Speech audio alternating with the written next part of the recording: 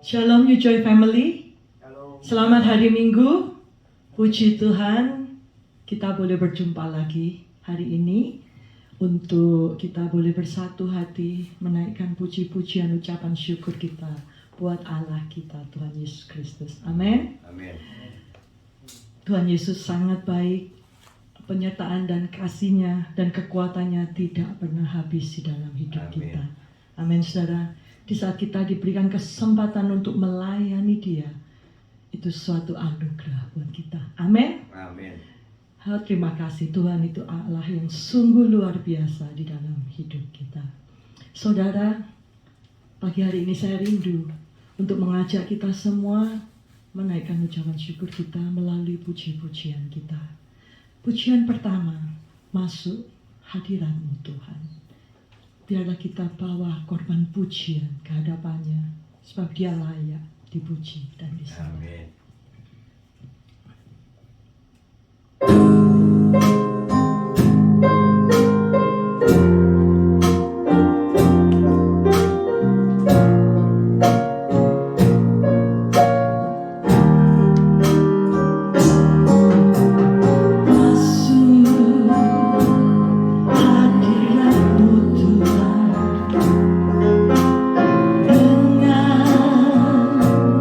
Korban pujian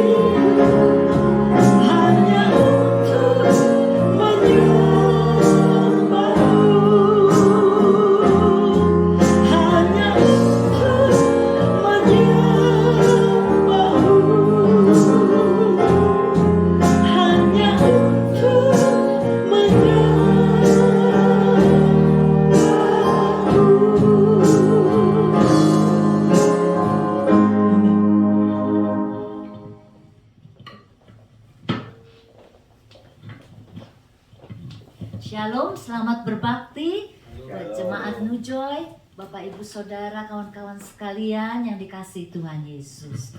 Puji Tuhan, saya berharap kita semua merasakan penyertaan Tuhan setiap-tiap hari. Kita boleh membiasakan diri melibatkan Tuhan dalam setiap masalah kita. Saudara, kehendak Allah Bapa dalam Tuhan Yesus buat kita itu semuanya baik. Dia menghendaki kita untuk bersuka cita senantiasa, tetap berdoa, dan juga mengucap syukur dalam segala hal. Saudara, kalau kita mendengar berita atau melihat berita saat ini dari India, itu di mana ribuan orang meninggal tiap-tiap hari. Biarlah kita sadar, bertobatlah, biar dosa kita diampuni, karena kita di sini kita sudah mendengar dan kita sudah tahu bahwa Yesus adalah satu-satunya pengantara antara Allah Bapa dan manusia yang berdosa. Yesus satu-satunya jalan pendamaian. Dia yang bisa menebus dosa kita. Sebentar kita akan mengikuti perjamuan, kita mengenang betapa kasih Tuhan yang luar biasa untuk kita. Dan kita tahu bahwa semua orang membutuhkan juru selamat. Begitu banyak orang yang perlu diselamatkan. Saudara, biarlah kita sadar, kita bertobat, percaya Tuhan. Kita mau menggunakan hidup kita yang cuma satu kali ini untuk menyenangkan dan melayani Tuhan. Saudara-saudara, Tuhan memanggil kita dalam Matius 5 ayat 14. Kamulah terang dunia. Bukan karena kita mampu sendiri bersinar, tapi karena kita punya Tuhan Yesus, terang dunia.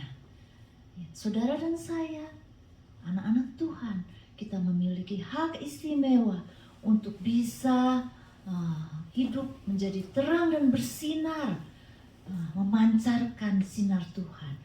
Hidup kita adalah seperti mercusuar yang memancarkan harapan kekal dan juga kasih Tuhan kepada orang-orang di sekitar kita. Mungkin kita yang bisa kita lakukan untuk bisa bersaksi atau melayani sesama, ya, dengan berbuat baik, dengan senyum ramah, mungkin dengan doa yang tulus, ya, yang bisa mengingatkan orang akan kesetiaan dan kasih Allah dan bisa mengubah hidup mereka. Saudara, sebentar lagi kita akan berjemaat kembali di gereja. Memang online, mengikuti ibadah online baik, tapi tidak cukup. Karena Tuhan menghendaki, perintah Tuhan, janganlah kamu menjauhkan diri dari pertemuan-pertemuan ibadahmu seperti dibiasakan beberapa orang. Jadi kita perlu berkumpul dan berjemaah. Kita perlu saling melayani, dan kita perlu menggunakan talenta kita, exercise untuk melayani Tuhan. Ya, biarlah kita boleh bersemangat kembali, diberi kesempatan apapun yang terjadi, tapi kita tetap berhati-hati menggunakan protokol kesehatan, tapi kita menggunakan waktu yang Tuhan kasih, ya, untuk saling melayani. Dan kita berharap Tuhan boleh terus diwartakan dan banyak jiwa-jiwa yang boleh diselamatkan. Mari kita membaca bersama-sama panggilan berbakti. Hanya satu ayat begitu singkat, Mazmur 103 ayat 2. Pujilah Tuhan, hai jiwaku, dan janganlah lupakan segala kebaikannya. Mari kita berdoa. Bapa kami di surga, Allah yang penuh kasih, tolonglah kami Tuhan, untuk kami boleh mengenal kebenaran-Mu dan mengalami cinta Tuhan, supaya kami boleh hidup kami menjadi terang, boleh menyenangkan hati Tuhan, memuliakan nama-Mu, bisa mengasihi Tuhan dan sesama, dan boleh memuliakan Tuhan. Kami tahu Tuhan ada di tengah-tengah kami, dan sebentar Tuhan juga akan berbicara kepada kami melalui hamba-Mu. Biarlah firman Tuhan yang kami dengar boleh masuk ke dalam hati kami dan boleh menjadi rema, dan kami boleh mempraktekkannya dalam hidup kami sehari-hari. Bapa, Engkau tahu keadaan jemaat Tuhan satu persatu anak-anak-Mu. Biarlah Tuhan mau melawat mereka. Bila mereka ada yang sakit, Tuhan, jamahlah mereka. Kami percaya bahwa bilur-bilur Tuhan menyembuhkan segala sakit penyakit. Tuhan Yesus, bila ada yang berbeban berat, Tuhan, Kau angkat beban mereka. Tuhan, segala pergumulan mereka Tuhan tahu. Biarlah Tuhan berikan mereka kemenangan. Yang membutuhkan pekerjaan, Tuhan, Kau sanggup memberikan pekerjaan. Engkau yang sanggup mencukupi segala kebutuhan anak-anak-Mu. Kebutuhan kami di dalam dunia ini, Tuhan sanggup mencukupkannya. Terima kasih Tuhan, biarlah kami boleh mengalami segala berkat Tuhan.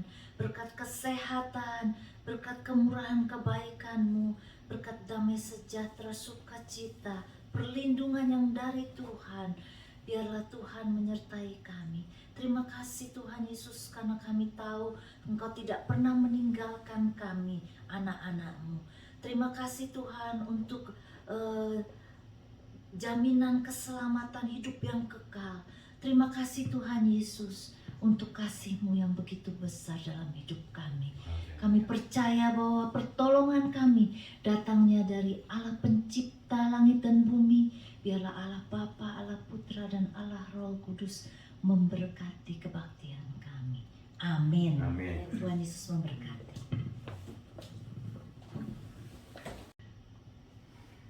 Saudara-saudara, saya rindu mengajak kita masuk lebih dalam lagi di dalam penyembahan kita. Mari kita naikkan pujian lebih dalam, Ku menyembah.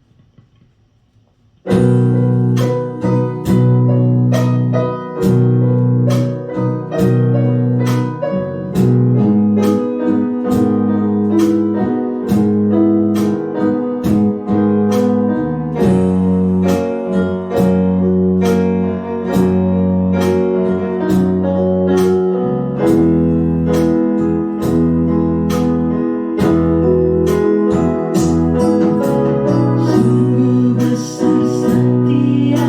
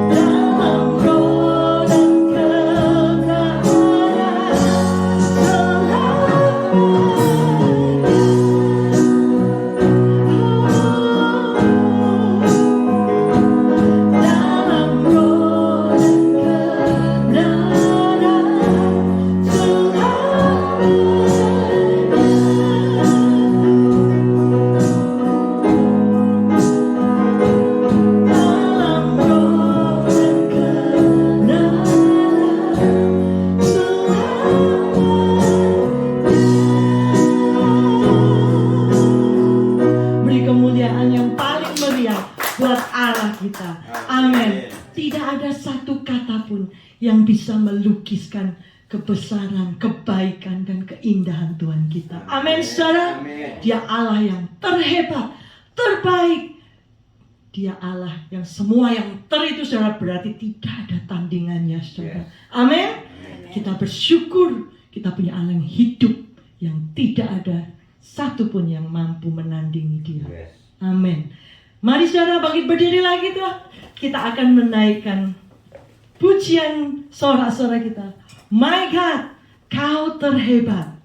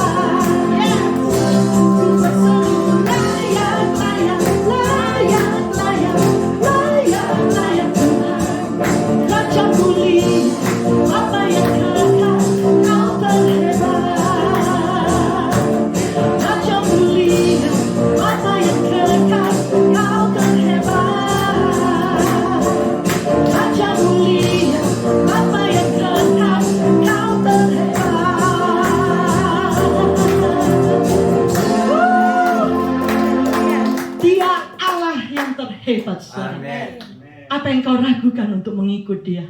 Kau menyembah Allah yang hidup, Allah terhebat yang tidak ada tandingannya. Amin. Amin. Puji Tuhan. Silakan duduk, saudara. Haleluya. Mari persiapkan hati kita, saudara, untuk mendengarkan firman Tuhan.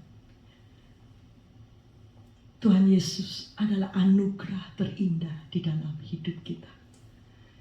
Dia mati untuk kita. Dia menebus dosa kita. Dia tahu hatimu. Dia tahu yang kau perlukan. Amin, saudara. Saya ajak kita untuk menaikkan pujian. Yesus, Kau anugerah terindah dalam hidupku.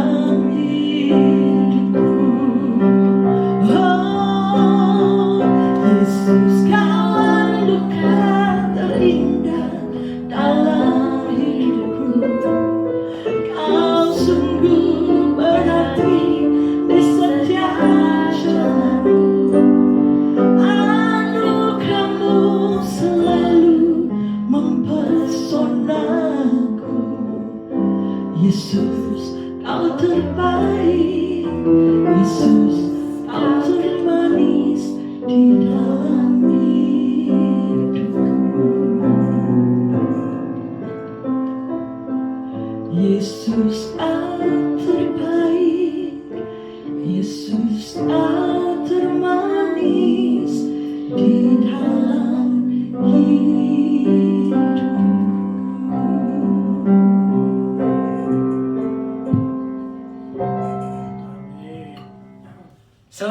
siang New Joy Community Church, kawan-kawan dan saudara-saudara dimanapun kalian berada. Tuhan kita Yesus Kristus mengasihi kita semua. Amin. Ya. Siang hari ini kita akan mempelajari satu perikop dari Matius 15 ayat 21 sampai 28. Saya akan bacakan firman-Nya lalu kita berdoa, ya. Firman Tuhan begini. Lalu Yesus pergi dari situ dan menyingkir ke daerah Tirus dan Sidon. Maka datanglah seorang perempuan Kanaan dari daerah itu dan berseru, "Kasihanilah aku ya Tuhan, anak Daud, karena anakku perempuan kerasukan setan dan sangat menderita." Tetapi Yesus sama sekali tidak menjawabnya. Lalu murid-muridnya datang dan meminta kepadanya, "Suruhlah ia pergi, ia mengikuti kita dengan berteriak-teriak." Jawab Yesus, "Aku diutus hanya kepada domba-domba yang hilang dari umat Israel." Tetapi perempuan itu mendekat dan menyembah dia sambil berkata, "Tuhan, tolonglah aku." Tetapi Yesus menjawab, "Tidak patut mengambil roti yang disediakan bagi anak-anak dan melemparkannya kepada anjing." Kata perempuan itu, "Benar Tuhan, namun anjing itu makan remah-remah yang jatuh dari meja tuannya." Maka Yesus menjawab dan berkata kepadanya, "Hai ibu, besar imanmu, maka jadilah kepadamu seperti yang kau kehendaki." Dan seketika itu juga anaknya sembuh. Mari kita berdoa. Bapa kami yang ada di surga, terima kasih atas firman-Mu.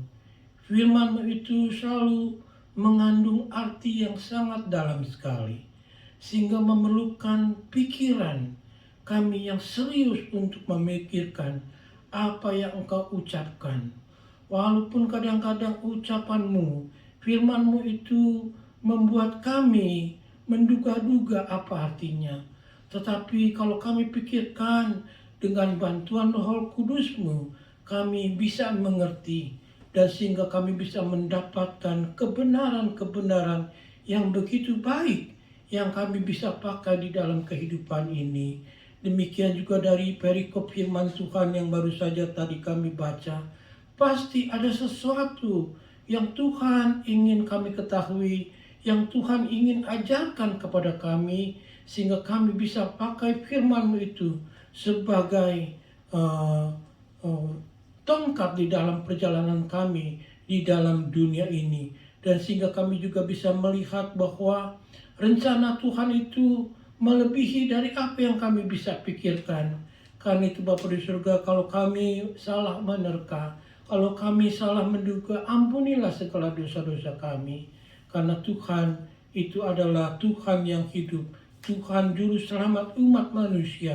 Tuhan tidak pernah membeda-bedakan kepada siapapun juga. Karena dari setiap pribadi itu adalah berharga di mata-Mu. Terima kasih Bapa di surga, kami panjatkan doa kami ini di dalam nama Tuhan kami, Yesus Kristus, juru selamat kami yang selalu hidup. Amin. Amin. Saudara-saudara, dulu saya pernah punya seorang paman, uncle. Dia itu lama tinggal di Belanda dan juga memang dia bekerja sama untuk orang Belanda. Lalu dia pernah berdiskusi dengan saya mengenai kekristenan. Lalu saya mengajak dia untuk boleh menerima Tuhan Yesus Kristus sebagai juru selamatnya. Tetapi dia katakan, "No, orang Kristen itu buat orang Belanda. Kalau kita mau orang Tionghoa, nggak jadi orang Kristen. Kita entah itu orang Buddha atau juga orang Konghucu. Kalau Kristen itu buat orang Belanda." Apakah itu benar? Tentu saja salah, saudara-saudara. Ya, apalagi kalau dia bilang mengenai ayat ini, lalu dia bilang sih, itu artinya, oh Kristen itu buat orang Belanda, bukan buat orang kita. Saya bilang enggak mungkin. Tuhan itu pasti untuk semua orang yang percaya kepadanya, dan siapa saja yang percaya kepadanya itu boleh mendapatkan hidup yang kekal. Ya, memang betul saudara-saudara, kalau kita baca Alkitab, ya, Yesus itu orang Yahudi, betul dong? Dia bukan orang Sunda, saudara-saudara. Dia orang Yahudi. Papanya Yahudi, mamanya Yahudi, kakeknya Yahudi, neneknya Yahudi, angkelnya Yahudi. Semua saudara-saudaranya itu orang Yahudi. Dia juga lahirnya di tanah orang Yahudi. Ya. Dan dia adalah juga memang Mesias untuk orang Yahudi. Ya. Jadi kalau kita baca firman di Perjanjian Lama, dia itu adalah Mesias yang dijanjikan untuk orang Yahudi. Nah, saudara-saudara jangan merengut dulu, ya. Saya belum selesai. Nanti kita lihat apa maksudnya dari firman ini, ya. Memang dia diutus oleh Tuhan ke dunia itu untuk menembus umat pilihan Tuhan. Orang Yahudi, ya, dinubuatkan. Kalau kita baca di Perjanjian Lama, itu dia dinubuatkan. Dan dibicarakan di dalam kitab Perjanjian Lama, dia itu dikirim untuk memenuhi janji Allah Bapa kepada umatnya sebagai Mesias orang Yahudi. Ya. Dia lahir sebagai orang Yahudi. Dia dibesarkan sebagai orang Yahudi. Dia melayani di antara orang-orang Yahudi. Ya.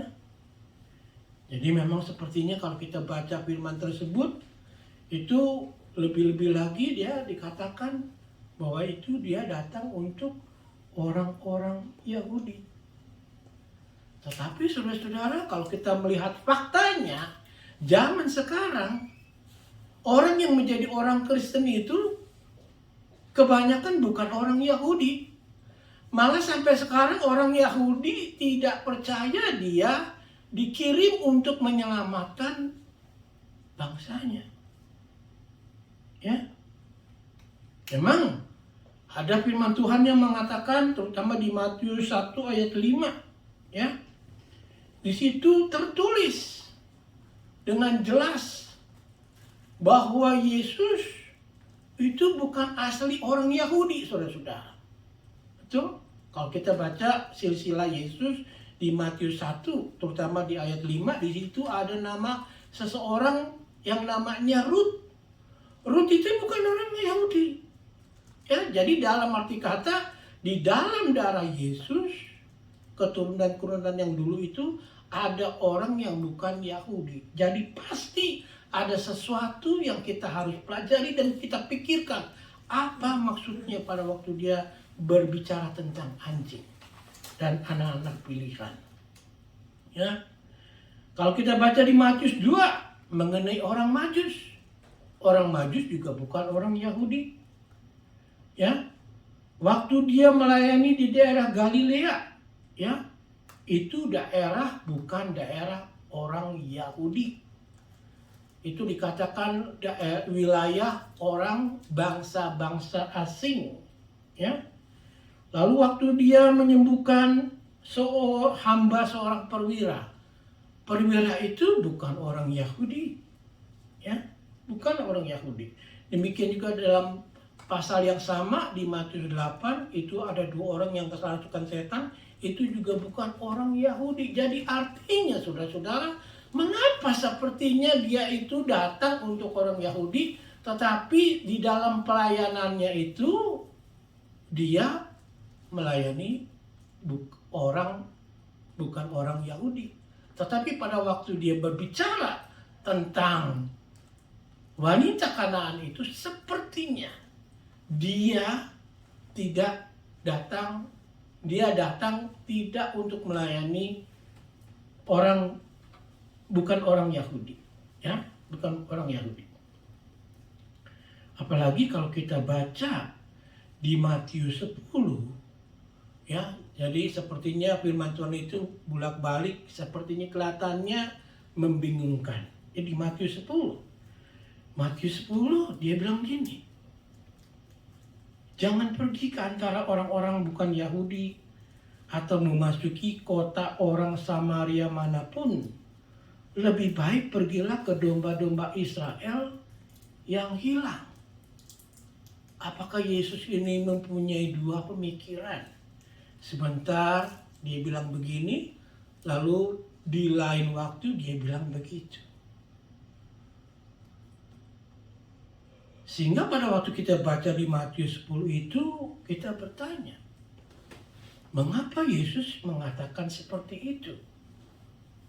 Mengapa dia mengatakan kepada murid-muridnya, jangan pergi ke tempat lain, tetapi pergilah ke tempat orang-orang Yahudi.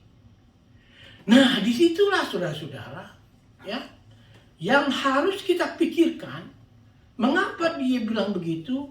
Karena kalau kita mengerti hal-hal sesuatu tentang firman Tuhan yang kelihatannya membuat kita berpikir dengan serius sekali, artinya di situ kita harus cari kebenarannya.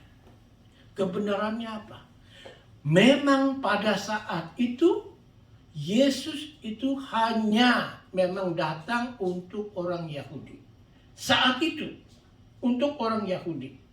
Ya. Dan memang kedengarannya, apalagi waktu dia bilang tentang anjing dan anak-anak pilihan, itu perkataan yang sangat kasar, ya. Tetapi memang benar pada saat itu dia datang untuk orang Yahudi.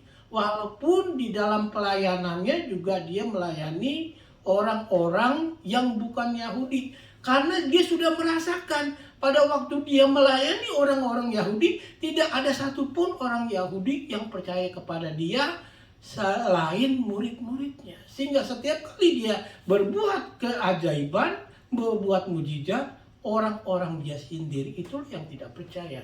Tetapi orang yang percaya kepada dia, siapapun dia, itu mendapatkan mujizat. Betul? Memang pada saat itu dalam hal tugasnya itu dia datang untuk orang Yahudi. Dan dikatakan di dalam firman Tuhan yang lain, dia datang kepada orang kepunyaannya, tetapi orang kepunyaannya menolak dia. Itu kebenaran yang pertama. Nah, sekarang kita pengen tahu tentang percakapan antara wanita Kanaan itu dengan Tuhan Yesus. Adakah sesuatu yang kita bisa dapatkan, yang kita bisa pelajari dari percakapan antara Tuhan Yesus dengan wanita Kanaan itu? Kita mulai dengan permintaan wanita tersebut di ayat 21 sampai 22. Ditulis begini. Lalu Yesus pergi dari situ dan menyingkir ke daerah Tirus dan Sidon. Maka datanglah seorang perempuan Kanaan dari daerah itu dan berseru, "Kasihanilah aku ya Tuhan, anak Daud, karena anakku perempuan kerasukan setan dan sangat menderita." Ya, ini di daerah Tirus dan Sidon. Jadi di daerah sekitar mungkin daerah Libanon, ya, daerah Libanon modern, ya. Lalu di situ ada seorang wanita datang kepada Yesus meminta bantuan karena anak perempuannya kerasukan setan. Lalu dia datang, "Tuhan, anak Daud, kasihanilah aku." Pada waktu wanita ini bilang anak Daud, sebagai orang bukan Yahudi, tetapi dia percaya Tuhan Yesus itu anak Daud, mengartikan dia itu Mesias. Karena kalau kita baca di Perjanjian Lama, yang dipanggilnya tentang anak Daud itu mengacu kepada Mesias yang ditunggu-tunggu oleh orang Yahudi. Padahal dia wanita Kanaan, wanita non-Yahudi.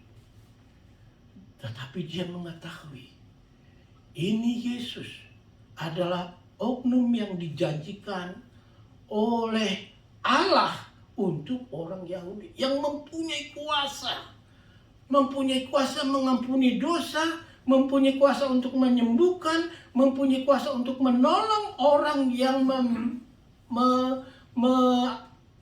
membutuhkan pertolongan dia. Ya. Jadi kita lihat pada waktu dia berkata begitu, pasti wanita ini mempunyai iman, betul? Ya dong, dia mempunyai iman, dia datang ke Yesus walaupun dia bukan orang Yahudi, tetapi karena dia mempunyai iman, dia datang kepada Yesus. Sehingga dari imannya itu, dia minta tolong Yesus menyembuhkan anak perempuannya. Kita lihat, ini perempuan bukan main. Imannya bagus sekali. Padahal dari permintaannya itu sepertinya Yesus menolak dia. Ya, sepertinya murid-muridnya Yesus juga tidak menyenangi dia, perempuan itu mengikuti mereka.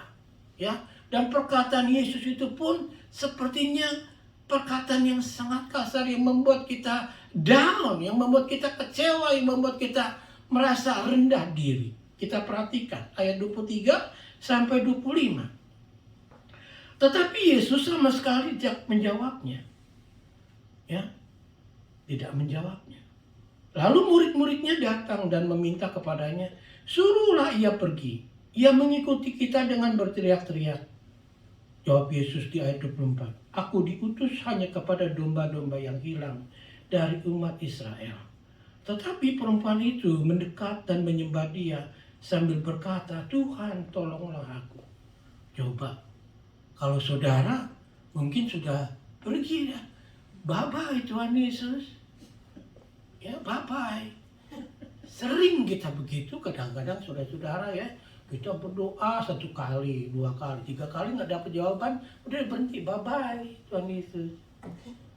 Ya, sehingga tapi lihat ini perempuan. Walaupun Tuhan Yesus itu dia diemin, Tuhan Yesus diamkan wanita itu. Saudara, kalau saudara minta tolong sama orang, kalau orang itu diemin saudara, artinya kan saudara menolakkan. Ya, artinya saudara ditolak, ya saudara pergi, tahu diri ya pergi. Ya, tetapi wanita ini tidak, saudara-saudara. Dia begini, ya. Matius memberitahu Yesus tidak menjawab sepatah kata pun. Tetapi bukannya wanita itu pergi, dia menangis, saudara-saudara. Dia menangis, dia minta ampun. Ya, dia minta ampun. Lalu selanjutnya, murid-muridnya lagi, murid-murid Tuhan Yesus ini. Tuhan Yesus, suruh dong tuh orang pergi. Ya, Tuhan itu pergi gangguin kita sambil teriak-teriak lagi. Ya, aduh kalau kita udah digituin, udah saya pergi aja dah. Ya, saya nggak mampu nih, perasaan saya udah luluh dah, udah nggak ada harapan deh. Tapi tidak demikian dengan wanita ini, ya. Sehingga saudara-saudara, ini juga belum selesai. Ya, belum selesai. Karena selanjutnya Tuhan Yesus bilang apa sama saudara? Dia bilang gini, aku diutus hanya kepada domba-domba Israel. Kamu kan bukan orang Israel. Ya, aduh, itu perasaan tuh lagi mana, saudara-saudara. Ya, lalu dia bilang gini, kamu sepertinya kamu bukan orang Yahudi, jadi aku tidak bisa bantu kamu. Tidak lepas dari situ, ya, nanti Tuhan Yesus juga akan mengatakan bahwa roti-roti itu hanya untuk anak-anak Israel, ya, bukan buat anjing. Aduh, masa aku dikatain anjing? Hah? Pasti itu udah rasanya udah dongkol sekali, ya, udah dongkol sekali. Tapi memang benar, saudara-saudara, ya, pada saat itu, ya, Tuhan Yesus di titik itu tuh dia datang memang untuk melayani orang-orang Yahudi. Jadi dia bilang begitu, ya, dia bilang sama itu perempuan bahwa saya datang ini hanya untuk bangsaku, bukan buat bangsamu, bukan buat bangsa orang lain. Ya. Tetapi bukan artinya Tuhan Yesus itu tidak mengasihi bangsa lain. Malah dia mengasihi bangsa siapa juga. Nanti kita lihat mengapa dia berkata begitu. Yang kita sudah pasti tahu bahwa memang pada saat itu Tuhan Yesus datang untuk menjadi juru selamat orang-orang Yahudi. Ya. Jadi peranannya dia datang sebagai Mesias itu untuk orang Yahudi. Karena itu ditulis, ya, keselamatan datang pertama kali untuk orang Yahudi. Lalu setelah itu baru untuk orang bukan Yahudi. Ya. Sehingga dalam arti kata bahwa Yesus datang atau Allah Bapa mengirim juru selamat itu untuk seluruh umat manusia. Ya. Seluruh umat manusia. Paulus di Roma 1 ayat 16 berkata begini, sebab aku yakin. Paulus itu orang Yahudi. Ya, sebab aku yakin, mempunyai keyakinan yang kokoh dalam Injil. Karena Injil adalah kekuatan Allah yang menyelamatkan setiap orang percaya. Pertama-tama orang Yahudi, tetapi juga orang Yunani. Artinya non-Yahudi, termasuk orang kita. Ya. Nah, bagaimana permintaan seorang wanita non-Yahudi itu sepertinya ditolak? Karena dia belum memenuhi misinya sebagai Mesias buat orang Yahudi. Sehingga dia mengatakan perkataan yang kasar. Tapi saudara perhatikan jawaban dari wanita ini. Ya. Dia bilang, ya Tuhan, tetapi bahkan anjing pun memakan remah-remah yang jatuh dari meja tuannya. Ini jawaban yang sangat luar biasa. Itu iman yang sangat-sangat besar sekali yang dimiliki oleh wanita ini. Percis pada waktu kita dulu mempelajari iman seorang perwira. Perwira itu katakan, Tuhan, kamu tidak usah datang ke rumahku. Dari di sini aja kamu sebut hambaku pasti sembuh. Tuhan Yesus memuji perwira itu mempunyai iman yang besar. Sehingga dari jawaban wanita itu, ya, di ayat 28 Yesus itu memuji iman wanita itu.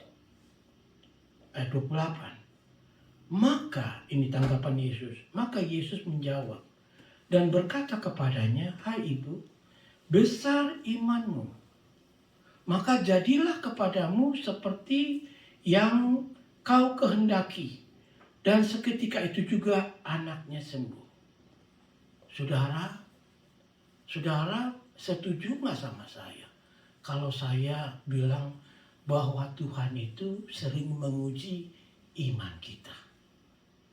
Ya, dia pengen lihat iman kita. Dia uji iman kita. Dan seringkali kita berdoa 1 kali, 2 kali. Sepertinya nggak butuh dari apa yang kita doakan. Setelah 3 kali, ya, setelah berikutnya nggak pernah doa lagi. Tapi lihat ketekunan iman dari wanita ini yang terus berdoa dan meminta kepada Tuhan. Memang seringkali di dalam kehidupan kita, kalau kita nggak sampai kepepet sekali, ya, nggak sampai terlalu kepepet sekali, sepertinya kita sudah melupakan Tuhan. Padahal Tuhan sedang menunggu kita berdoa terus. Berdoa tidak henti-hentinya. Ya, berdoa tidak henti-hentinya. Sehingga sepertinya Tuhan itu menguji iman kita. Dan kalau kita meresponi, ya, meresponi dengan iman yang kita sedang diuji, maka Tuhan itu akan menimpali. Dia akan memuji iman kita seperti di ayat 28. Hai ibu, besar imanmu, maka jadilah kepadamu seperti yang kau kehendaki. Dan seketika itu juga anaknya sembuh. Anaknya ada di situ enggak? Enggak, anaknya ada di rumah. Demikian juga pada waktu perwira itu berkata, Tuhan nggak usah pergi ke rumahku. Di sini saja engkau katakan hambaku itu akan sembuh. Demikian juga. Karena perwira itu tahu Tuhan itu maha kuasa. Wanita Kanaan itu tahu Tuhan itu maha kuasa. Bagaimana dengan kita? Apakah saudara sudah meyakini Tuhan kita maha kuasa? Harus meyakini.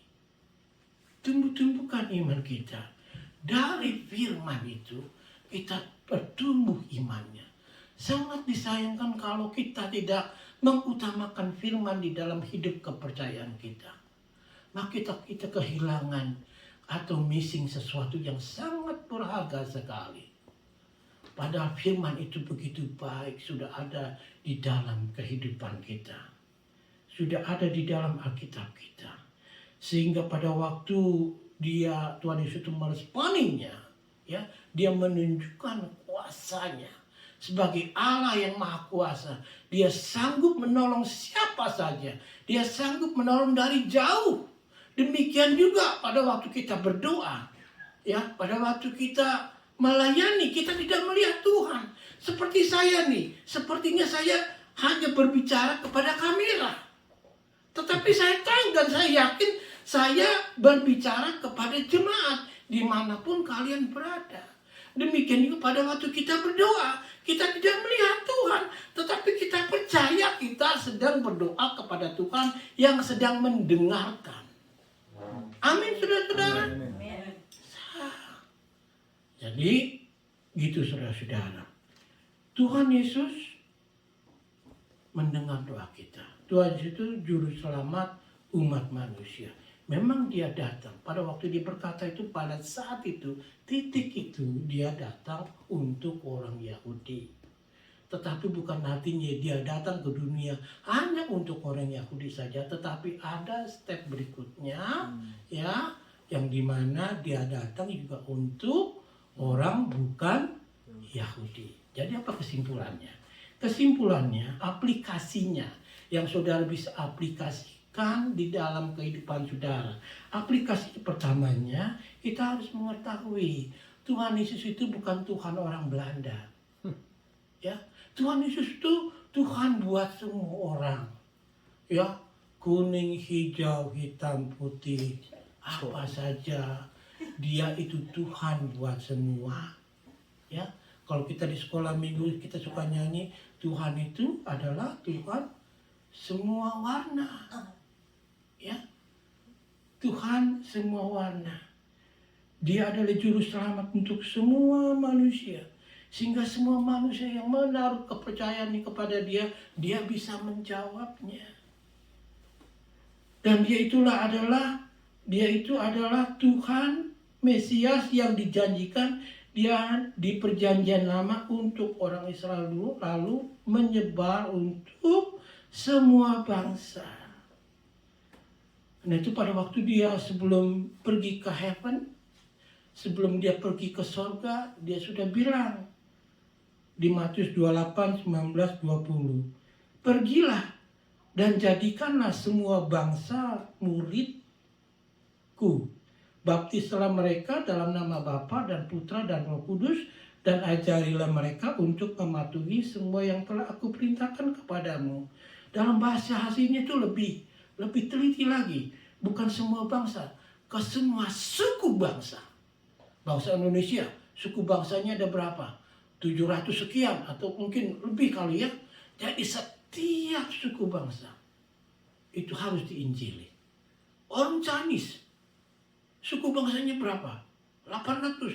Itu harus diinjil. Setiap suku, setiap orang Eropa, setiap orang Arab, setiap orang apa saja, ya, termasuk orang India yang begitu banyak belum mengenal Tuhan Yesus.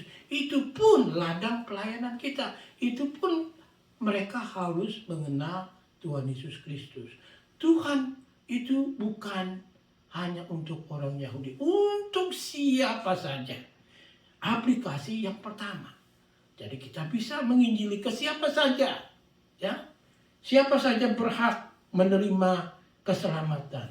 Demikian juga di Markus 16 ayat 15 dikatakan, Tuhan Yesus berkata kepada mereka, pergilah ke seluruh dunia beritakanlah Injil kepada segala makhluk. Ya, segala makhluk. Itu aplikasi yang pertama. Saudara harus bisa menginjili ke semua orang. Aplikasi yang kedua, Yesus itu menguji iman. Ya. Jadi perlu ketekunan. Ya. Perlu ketekunan. Tuhan melihat kalau kurang iman, kalau kita lihat dari kejadian-kejadian dia melakukan mujizat, kurang iman, maka mujizatnya tidak terjadi. Betul? Tetapi kalau ada iman, mujizatnya terjadi.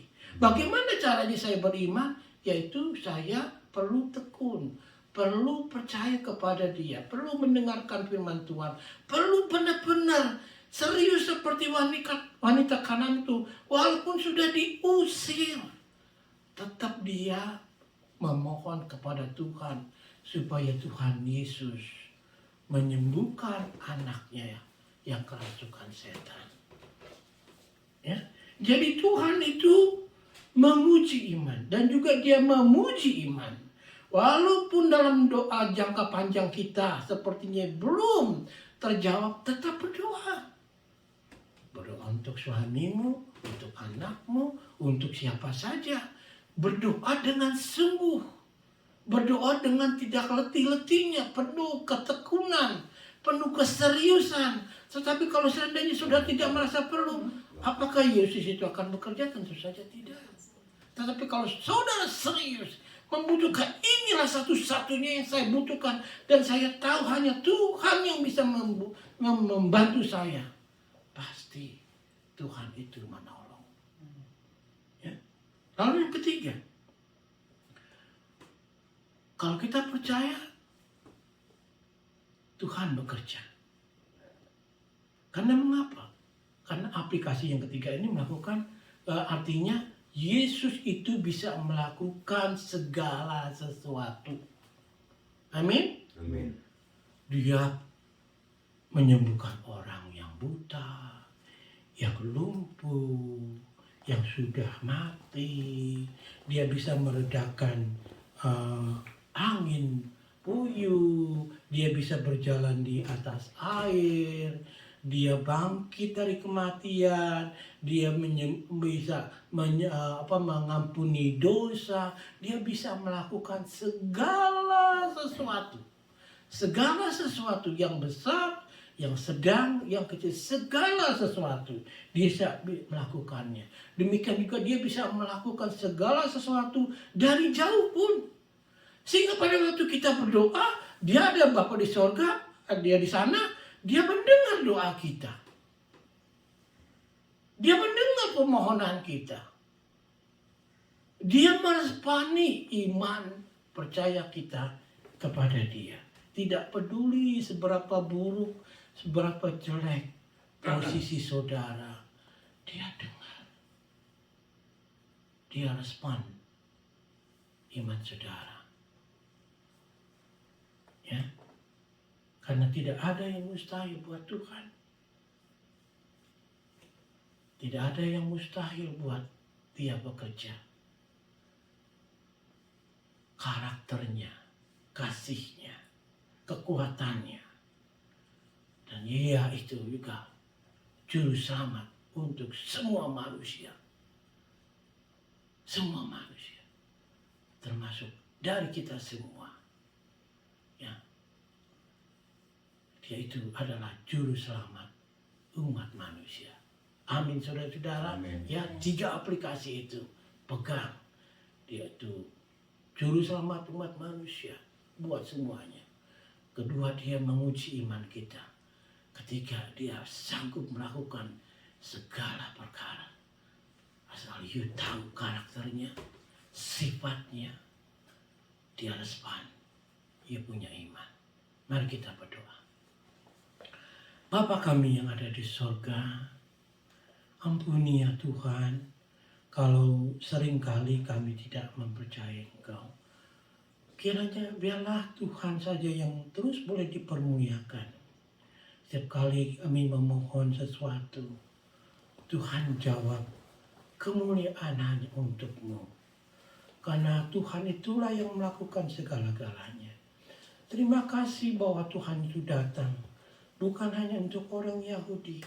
Tetapi Tuhan datang untuk seluruh dunia. Tuhan datang untuk seluruh bangsa. Untuk seluruh suku bangsa. Karena itu Tuhan Yesus, terima kasih. Engkau mau mati di atas kayu salib untuk menebus dosa umat manusia. Kamu mau mati untuk menebus siapa saja yang percaya kepadamu. Karena itu Bapa di surga, tambahkanlah iman kami.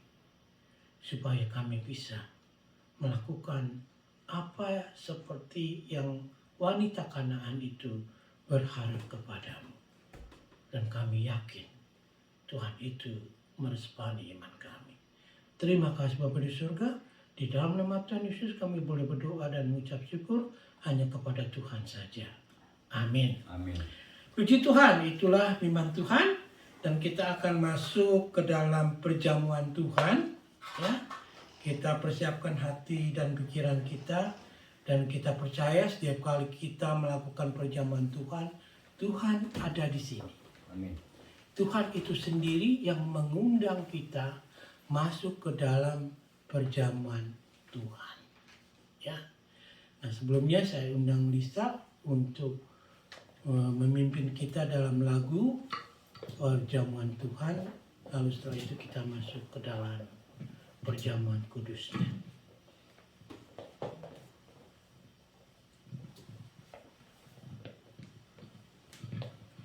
Tuhan saudara, kita akan masuk perjamuan kudus. Kita akan naikkan pujian Lead Me to Calvary.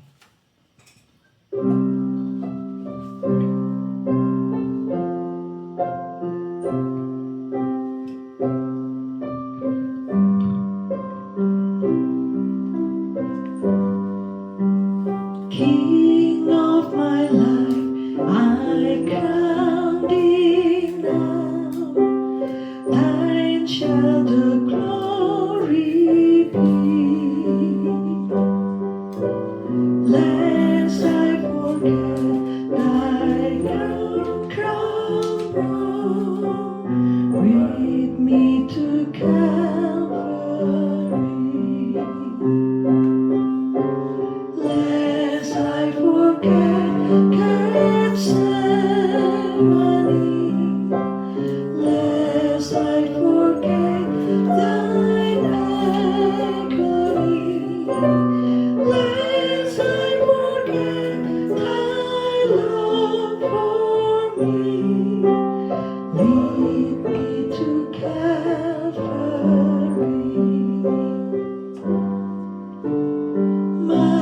Mahkotailah Raja hidup, mulia bagimu.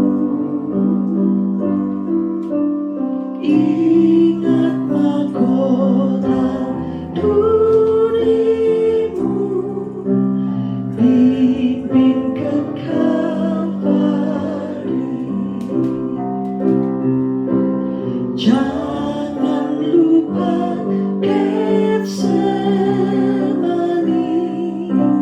jangan lupa sengsaranya, jangan lupa cinta Tuhan, bimbing ke Kalvari. Amin. Firman Tuhan menulis seperti ini. Ketika tiba saatnya, Yesus duduk makan bersama-sama dengan rasul-rasulnya. Katanya kepada mereka, "Aku sangat rindu makan Paskah ini bersama-sama dengan kamu sebelum aku menderita. Sebab aku berkata kepadamu, aku tidak akan memakannya lagi sampai ia beroleh kegenapannya dalam kerajaan Allah." Lalu ia mengambil roti.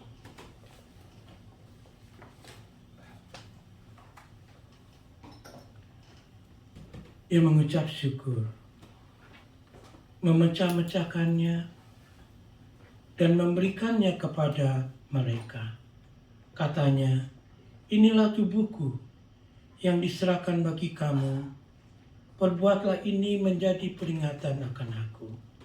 Mari kita makan dan kita kenang akan dia.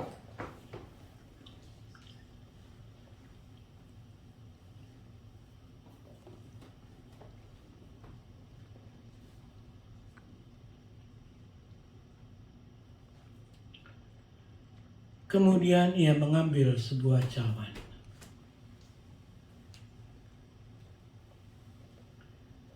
Ia mengucap syukur, lalu berkata, ambillah ini dan bagikanlah di antara kamu. Sebab aku berkata kepada kamu, mulai dari sekarang ini, aku tidak akan minum lagi hasil anggur sampai kerajaan Allah telah datang. Mari kita minum dan kita kenang akan dia.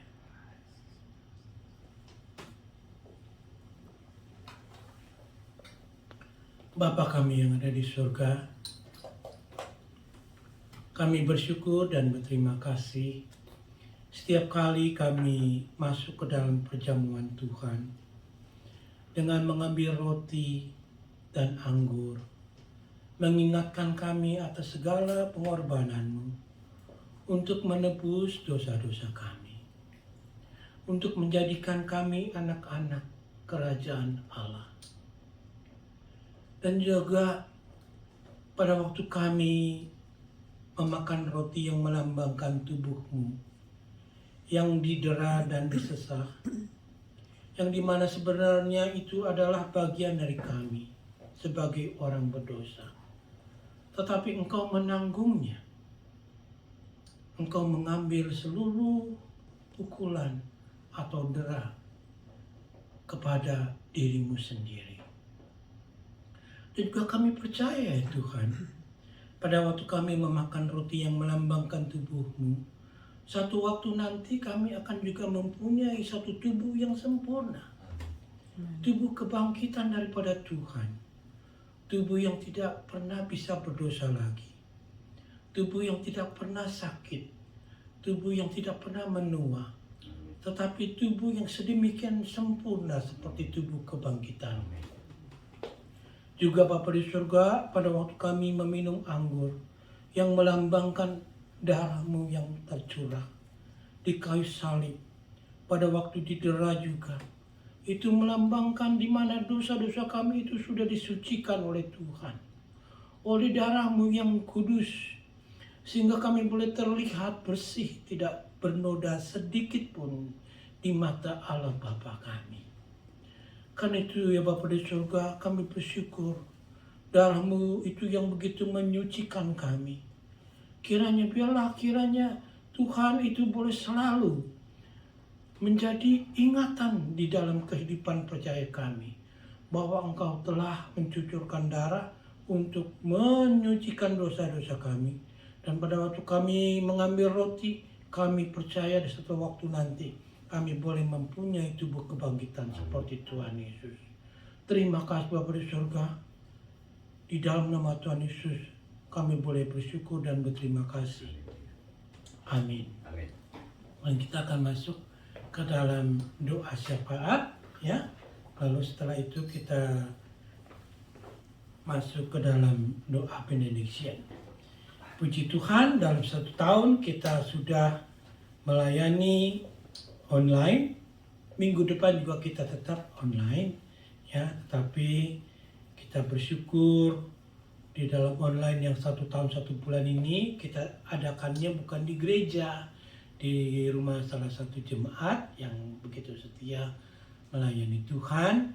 Dan kita percaya Tuhan akan terus pimpin kita melayani Dia sampai Dia datang untuk yang kedua kali, atau Dia menjemput kita sebelum Dia datang. Tapi kita percaya, ya, kita percaya Dia itu terus bekerja. Dia belum selesai. Walaupun dunia terus bergolak, tetapi Dia belum selesai dengan manusia. Dia mengindahkan kita. Dia memperhatikan kita. Ya. Dia mengharapkan saudara berdoa kepadanya. Seperti wanita Kanaan itu. Ya.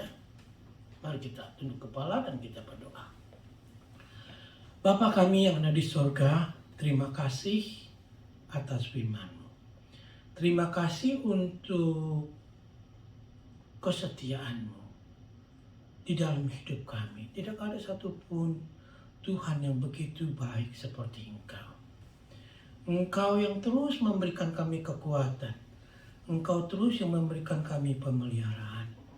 Walaupun kami ada di dalam masa-masa pandemik yang sudah berlalu, kami tidak pernah berhenti. Kami tidak pernah disetop oleh Tuhan untuk melayani Tuhan. Kami terus berjalan dan berjalan dan berjalan melayani Tuhan. Karena kami percaya kami melayani satu Tuhan yang begitu hidup. Karena itu Bapa di surga, biarlah terus Engkau boleh memelihara dan pedulikan jemaat-Mu, New Joy Community Church. Demikian juga dengan saudara-saudara kami dan kawan-kawan kami dimanapun mereka berada. Supaya mereka terus boleh fokus kepada Tuhan. Mereka terus boleh melihat kepadamu. Mereka boleh terus memandang kepada Tuhan saja di dalam kehidupan mereka. Dan kami percaya Bapa di surga nanti pada waktu kami boleh beribadah, Tuhan akan mengembalikan kembali kami menjadi satu gereja yang sehat, menjadi berkat buat banyak orang. Bukan saja untuk orang yang berbahasa Indonesia saja, tetapi juga untuk siapa saja yang dipanggil oleh Tuhan untuk menjadi jemaat di dalam gereja-Mu, New Joy Community Church. Dan biarlah Engkau pakai hidup kami. Pakailah kami siap untuk melayani-Mu. Pakailah dengan kami ini dengan luar biasa ya Tuhan. Karena kami melayani Tuhan yang sangat luar biasa.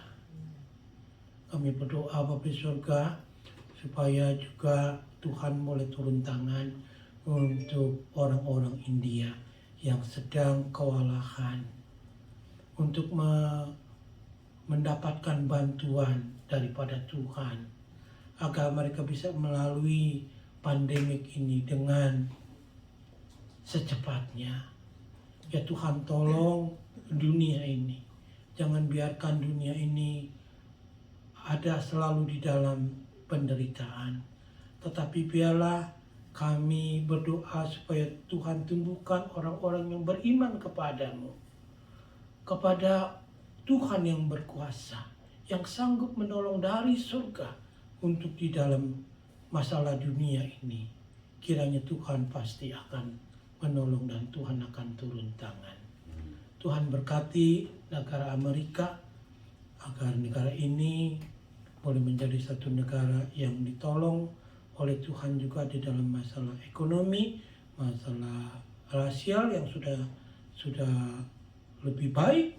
Dan juga kami berdoa supaya Tuhan terus bekerja agar kami sebagai terang dan garam di negara ini terus dipakai oleh Tuhan untuk mengabarkan Injil. Terima kasih Bapa di surga, terimalah doa kami dan puji syukur kami yang kami panjatkan dalam nama Tuhan kami Yesus Kristus, Juru Selamat kami yang selalu hidup itu. Amin. Kita akan menutup ibadah kita. Kita akan panggil Lisa dan Inji memimpin kita dalam lagu How Great Is Our God dengan Harry dengan pianonya. Puji Tuhan saudara, mari bangkit berdiri. Kita mau mengucap syukur naikkan How Great Is Our God. How great is our God. Sing with me, how great is our God. And all will see how great is our God.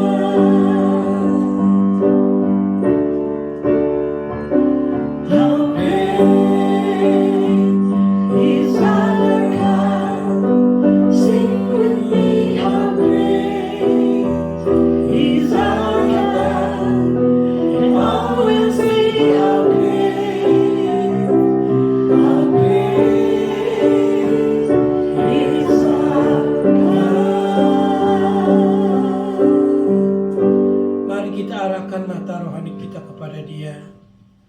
Tuhan memberkati engkau dan melindungi engkau.